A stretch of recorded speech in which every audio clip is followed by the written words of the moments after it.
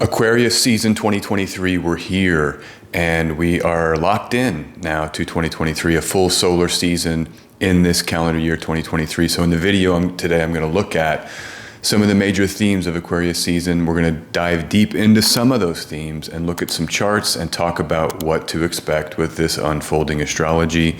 My name is S.J. Anderson. Welcome here to my YouTube channel. I talk about astrology, try to stay updated with transits, with delineating transits, with touching base with what's unfolding and sharing that with you. So welcome here. You can see the first transit that I want to discuss here is the sun's entry into Aquarius, 20 January 2023, 8:30 Universal Time, very early in the morning here. And if you're in the UK or Central Europe, you're going to have a morning ingress of the sun into Aquarius. And check out the planetary ingresses this Aquarius season. There's not many. There's two. Venus will come into Pisces, which will be a lovely component to this solar season, 27 January 2023. Mercury comes into Aquarius, which is going to be big because Mercury joins Saturn, the two lords of Aquarius, by domicile and trigon. Those two lords, so will be together starting 11 February 2023, and then we'll finish out Aquarius season with the sun, Mercury and Saturn in this transit stellium in Aquarius. So there's a lot of focus with Aquarius during this Aquarius season because it's Saturn and Mercury there as well with the sun. Those are the planetary ingresses during this period. Here are the themes. What I've been doing is trying to distill solar seasons into themes, and I've got 5 here. And so I'm just going to read them out and go through them. In this video, we're actually only going to cover 2 of the themes because there's just too much. I don't want to go on and on and on. Maybe one day I'll make a gigantic video and release that. But for now, I just want to release this shorter video, but touching all the themes here at the beginning. So first, New Year begins in earnest. This new year, 2023, starts officially and in earnest. So not officially, it's already started officially, but in earnest, with 2 day-sect so-called masculine Syzygies after Mars and Mercury have completed a retrograde cycle. So Mars and Mercury are now direct. And then we get these 2 Syzygies to kick off the new year with all planets direct. And it's in these so-called masculine signs, the day-sect outward-oriented signs. So that's a major theme of this Aquarius season first. Second, no traditional planets are retrograde at all during Aquarius season. So we're really full steam ahead with every planet moving forward. Remember the last video I talked about, retrogrades delay the future. Well, that's not here during Aquarius season. The future is now, you might say. Very Aquarian. The third theme, Saturn's final Aquarius push, our new realities, plural, the last implementation phase of those realities. Everything Saturn has done over the last 3 years in Aquarius, this is the final push. All of this sun in Aquarius season will include Saturn there. And then we're done, right? During Pisces season, that means the sun being in Pisces, Saturn leaves Aquarius for good. So this is kind of the last push, one of these last solar seasons, the last complete solar season with Saturn in Aquarius.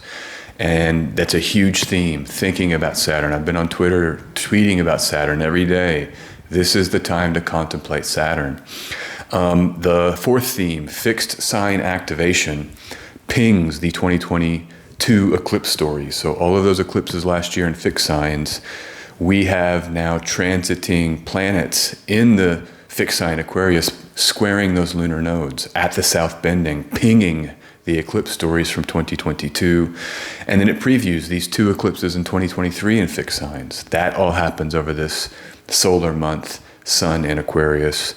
And then finally, we get exalted Venus in Pisces, getting lost in beauty. It's one of my favorite Venuses, is that Pisces Venus. We get that during the sun's time in Aquarius. So let's continue on. I want to look at now this AI-generated portrait that I made using the Stable Diffusion. I think it's called Dream System or something like this. It's the one I use. I just loved it. I always like more abstract portraits, and this, you can see some female faces. That's Venus and Pisces, kind of getting lost in the soup here. Getting lost with, these colors, the black and white. This is Saturn, this is Venus, so it's very Aquarian. Blue is Mercury, then the sun. there is mixing with that orange, which there's a Saturn cazimi during this time. So there's a kind of a portrait to represent, I think, those themes that I've just listed. Let's keep going here. And we're going to start with the first theme. New Year begins in earnest with 2 day-sec masculine Syzygies post-Mars and Mercury retrograde. This is the first thing I want to describe. And here's the dates of those 2 Syzygies. First is a new moon, 21 January 2023. In the evening, 8:53 Universal Time, new moon in Aquarius. This is the Chinese New Year, the year of the rabbit, I believe. But this is kicking us off with a new moon, which symbolizes newness. The first new moon in the new year, which is a double theme of newness. And then the first Syzygy, new moon or full moon, with both Mercury and Mars now moving direct. And so it's an additional sense of newness because of the retrogrades being over. So there's kind of a tripling up here or more of the theme of the new year beginning. And I've been saying on Twitter as well, I was saying this is when I'm going to start celebrating my new year, is when we kick off with this fresh new moon energy. That's 21 January 2023. And then 5 February, we get this full moon in Leo, the last full moon in Leo opposite Saturn. And so this is also going to feel great, I think, for everyone to not have to contend anymore after this full moon with Saturn opposing the moon in Leo. So let's keep going. Here's that first chart. It's the chart of the new moon I was just describing. And I love this chart. I mean, this aspect line, I can't get it to turn off trines to the nodes if I want to show aspect lines. And it's okay, but you can see here Mercury's in a very tight trine to the lunar nodes. But the main thing with this syzygy is the newness that I just described. But look where Jupiter is. It's the sextile. Both luminaries applying sextiles to Jupiter in Aries. Again, another energy of newness, the Aries energy, the maverickism, the decision, and then putting that decision into action, going out to explore, Jupiter in Aries, unknown lands, courage to go into the unknown. That dominates the period here at the beginning of 2023 until May when Jupiter leaves Aries. We get this very potent sense of expanding into unknown realms, using our courage and our decision making to, again, break away. That's what Mars is. We break out and break away into new territory. So I love that Jupiter is here making this very close sextile to both the sun and moon as they blend and as the moon gets refreshed by the seed of the sun. So you have that as a major component in this syzygy. You also have Venus and Saturn very close. And I think the beauty, I talked about this in my Venus and Aquarius video, the beauty of our new realities, the new technologies, the AI that's on the scene, all of the new tools that you can deploy to build a meaningful life. There's so much cool new stuff in the reality that you can play with and get engaged with. And I just think that that's a big part of gratitude as well for what Saturn has done. During this period is we sing songs of gratitude, we can express words of gratitude. I think Venus and Saturn can help us do that. And maybe we're a little distant. Maybe you want to take some time and distance yourself from others to reflect. That would also be a Venus-Saturn combination, but that's baked into this new moon. And so I just love it. This is a great new moon. You can see here Mercury and Mars both direct now, both in those 9th degrees. And of course the reverse. But maybe there's something with that number 9 or 8 degrees if you want to use that literal degree number 8 and 9. Okay, that's the new moon. But the second chart I want to look at here is the full moon on 5 February. And as I mentioned, it's a Leo moon here, full. And it's opposite a 10-degree orb from Saturn. But look where the planets in this chart are. Actually, I want to quickly go back. Look at the new moon chart. 1, 2, 3, 4, 5, 6 of the 7 traditional planets in these day-sex so-called masculine signs. And so this chart shows us the syzygy of the idea of fire and air, which are both signs about using ideas and the mentality and the writing and the speaking to go out into the world and engage other people with the passions of our hearts. That's the fire signs. And this is what masculine signs are about, is getting out and sharing and directing and engaging might be my favorite term. These are syzygies of engagement. This is a period of astrological engagement. And so by the time you get to this full moon, Venus is in Pisces, softening that up a little bit, but it's still very active and engaged. In this chart, you have 5 of the 7 traditionals in these so-called masculine signs. And so just on this theme of day sect dominance, you might say, during this Aquarius season, here's a chart 25 January. This is only days after the new moon, but you get the sun perfects its sextile to Jupiter. So everything I just spoke about maybe heats up and gets more prominent into the days after the new moon with the perfection of the sun and Jupiter with their sextile. There's 3 masculine planets, I think, mostly, and that's Jupiter, the sun, and Mars are kind of pure masculinity in terms of the textual analysis and the significations that have been handed down to us. And those are all in this lovely supporting sextile and trine relationship here as we get into late January 2023. Here's a chart on 30 January 2023. The sun now perfects the trine to Mars. So the sun will aspect Jupiter by sextile, then Mars by trine. And Gemini, the verbal Gemini. If you've been around Geminis, I love Gemini energy. It's all talk. It's all jiving and talking and engaging with the verbalism. I just love it. I love being around Gemini energy. I love chatting, and I love this, even the serious side. A lot of Geminis want to talk serious topics. It's a sign ruled by Saturn, by triplicity. And so there is this serious nature to Gemini. It's not frivolous. It can feel that way, but it's not frivolous in my view. And so you have this lovely trine between Saturn and, the sun in Aquarius, Mars in Gemini, acting through the verbalism and through the idea set as we push into the reality. Major theme here, this is 30 January 2023, that perfects at 2:45 in Central Europe. And then the final chart that I think is emblematic of this theme of day sect activation during this solar season is Mercury perfecting that sextile to Jupiter. Jupiter in Aries, you see, is kind of a fulcrum here. A lot of things are pivoting around Jupiter during this period, and Jupiter in Aries is that sextile between Gemini and Aquarius, and so it's feeding and supporting both of those air signs as a kind of stop-off point. You might want to be thinking about, again, checking in with the new adventures that you want to be undertaking this month and that you're planning to undertake.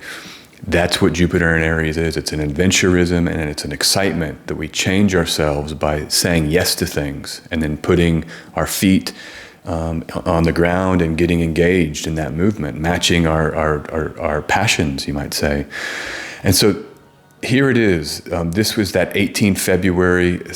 By now, Mercury's in Aquarius, perfecting that sextile to Jupiter in Aries. So another example of this theme of masculine energy during this solar season. I want to turn to now to a book and just dig into what some of these other astrologers say. This is a classic text on Vedic astrology called Light on Life. If you're into studying Vedic or ever want to think about studying Vedic, this is the text to get. Hart, Defoe, and Robert Svoboda, and it's an introduction to the astrology of India, Light on Life. You know, Jyotisha or Jyotish. I think it means the study of light, or the light itself is what we're studying. Of course, the planets and stars as we witness them are the lights at night. The sun and the moon are the lights at night and day. So there's this idea of light being essential to what astrology even is. And I just kind of like it because luminescence or lighting or being lit up implies, again, a passion. Our passions, we're alight with desire and passion, right? And I love to live life with vivacity and being vivified by the beauty of life, the gift of life. Let's come in here. What do these writers say about masculine energy? So there's a section called Odd Even in this text, and they say Aries, Gemini, Leo, Libra, Sagittarius, Aquarius, the fire and air signs are odd or masculine rashis. That just means sign. And then the water and earth signs are feminine rashis or even rashis. But I like what they wrote about it here, and let me read this. He says here that you use this classification mainly to determine the sex of children. So as the ruler of the 5th house, a masculine or feminine sign, that can maybe tell you the sex of the children. But you can also hear, I like this, masculine and feminine here are archetypes and do not refer solely to gender. I know this can be a controversy in our modern kind of milieu, the context of how we talk about gender, but we're talking about archetypes of energy, not about gender in terms of, as we think about it maybe in the third decade of the 20th century. Third decade of the 21st century, gender has whole new meanings. And this is more the archetype of masculine and feminine that's sort of been handed down through the era and been written about by artists and thinkers and writers. He says here that they say the odd or male constellations are said to possess archetypal male qualities such as aggression or logical thought. Okay, I like courage, I like action, I like passion, I like decisiveness. I like some other terms here rather than aggression. Logical thought is part of decisiveness. Maybe you see and you decide. The process by which we reach a conclusion and then act on that conclusion, I think, is the archetypal masculine moment of initiations and action. But the key there, the reason why I wanted to share their idea is just simply that these are archetypes. And you can think about anybody of any gender can deploy a masculine archetype, can decide how to inject their passion through decisive action and through moving forward with sort of power, courage, and confidence to make things happen. And so think about that as a major theme of the Sun in Aquarius. So I'm going to close out this first point. That was the major theme 1. 2, I'm going to have time to talk about a second one here, then we're going to wind it down. But there's no traditional planets retrograde now. I mentioned that earlier. It's full steam ahead into 2023. And that's the second major theme I want to cover here. Just look at the dates. Mars station direct 12 January 2023. We saw a highly active cryptocurrency market that exploded in price, timed exactly to the retrograde station of Mars and the direct station of Mars, which was another example of how aspects of life respond exactly and directly to planetary movement. And I was tweeting about that too. I had a little chart of Bitcoin with these retrogrades and direct stations, and it's uncannily precise and precisely timed to this Mars direct station. But Mercury station's direct on 18 January. We're almost there, 3 days from the moment of this recording. I'm excited about it. It's in the degree of its direct station now, so I'm kind of already feeling it. There's a Sagittarius moon coming up this week. Check that one out. I haven't included it in this video, but that's one if you need to get something done post-Mercury retrograde or right around its station. That's a cool Sagittarius moon. Get it applying to Jupiter. And then the next retrograde station of any traditional planet is 21 April 2023. Okay, so we have a long stretch here. February, March, 3 months of no retrogrades with these traditional planets. And we could add in Uranus, that's retrograde now, Neptune, Pluto. You start then needing to add in all the other dwarf planets, then asteroids, and then the centaurs. Basically, something's always retrograde unless there's a cutoff. The reason why I like cutting it off at traditional planets is because, at least in terms of the astrology that I practice, they rule signs and therefore rule houses. And so the blocks and delays around the future in these sectors of our life that the houses represent are only coming through traditional planets being retrograde, not other planets. Okay, let me move. That's why you don't see that here and why I focus on traditional planets often, because signs are ruled by the traditional planets. That's a whole conversation. Maybe one day I'll break it down and do a video a little bit more in depth. Just to kind of close here, I want to come back to the Devore encyclopedia that you find with the Solar Fire software.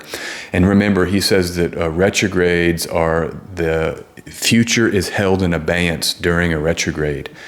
We don't have any more planets holding our future in abeyance. It is now. And that's the theme I mentioned earlier, and I want to reassert that. Here are a few electional charts. How would you now use a moment of time, a period of astrology when there's no blocks or delays and it's movement forward, the future being now? You might want to initiate projects, right? You may have had things in gestation that you're planning, that you're going to bring into reality. I'm bringing the beef here. This is the elections I'm going to give you that I think can be very, very useful. January 25th, 2023, and you've got the moon applying to Jupiter in Aries, a young waxing moon, beautiful here. I'm able to get it where I am, right on the descendant. And that's how you would use these elections I'm offering you. Go to astroseek.com, pull up your astrology software, get the moon on an angle, get Jupiter and Venus making a Ptolemaic aspect to the ascendant, you're good to go. You've activated the moon and you're getting the benefics blending here. And you see that in this chart. It's a lovely waxing young moon for growth, applying to Jupiter in that sign of initiation, Aries, active outer world initiation. You can use this one. Okay, next one, 2 February 2023. By now the moon is in Cancer, ruling itself, not relying on any other planets here. This moon I can get it somewhat near the IC. It's not quite as exact as I like for activating the moon, but still you get Jupiter in the first whole sign house. You get Venus, so you've got the ascendant blending with the benefic Jupiter, Mercury right in the midheaven. Maybe this could be publishing or business or some kind of trading activity to activate Mercury. This is February 2nd, 2023, Cancer moon. And this applies very close to Jupiter. That was what I was electing for here, I think, and trying to get the moon on an angle and Jupiter in an angular house. But this moon applies very close to Jupiter. It's exaltation lord. So you love to see it. You'd love to see the moon applying to benefics as a general rule in electional astrology. And this moon's safe, averse to Mars and Saturn. This moon also trines Venus. This is going to be a lovely Cancer moon, A+ Cancer moon coming up here on this next lunation cycle. The last one I'm going to give is 9 February 2023. This is a waning moon now, and it's a waning Libra moon while you have Venus in Pisces. This is that one domicile-ruled moon where Venus is the domicile ruler while Venus is exalted in Pisces. So if you want to get some Venusian artistic adornment, beauty, sensuality, all of that going, this is what I would look at, 9 February 2023. I'm able to get the moon right on the ascendant, Jupiter opposite the moon here. So again, you get the moon applying to Jupiter while you have the domicile lord so powerful. Okay.